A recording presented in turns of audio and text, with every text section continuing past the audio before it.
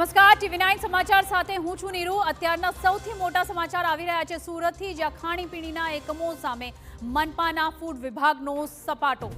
જહાંગીરાબાદ વિસ્તારમાં મનપાના ફૂડ વિભાગની મોટી કાર્યવાહી હાથ ધરાઈ છે। ગંદકી જણાતા ફૂડ કાર્નિવલની 7 દુકાનો સીલ કરવામાં આવી છે। જીયા ચાઇનીઝ, ગેલેક્સી એન્ટરપ્રાઇઝ, અસલી પંજાબી દુકાન, આ તમામ દુકાનો સીલ કરવામાં આવી છે।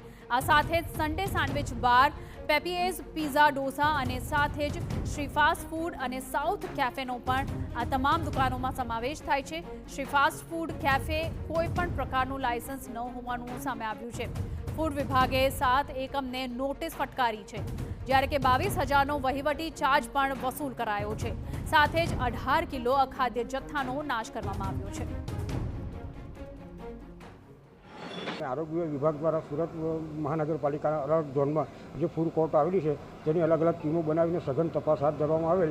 તેમાં જહાંગીરપુરા વણાખલા ગામ ધ ફૂડ કાર્નિવલ ફૂડ કોર્ટનું કાલે તપાસ કરવામાં આવેલ, જેમાં કુલ 7 એકમો હતા। સાથે 7 એકમોમાં સ્વચ્છતા અને સાફ સફાઈના ધારાધોરણોનું પાલન કરતા ન હોવાથી તેમને હાલ બંધ કરવામાં આવેલ છે અને અગાઉ પછી પૂર્વ મંજૂરી લઈ ચાલુ કરવાની સૂચના આપવામાં આવેલ છે અને તેઓ પાસેથી 22,000 જેટલો વહીવટી પત્રોનો ખર્ચ પણ વસૂલ કરવામાં આવેલ છે।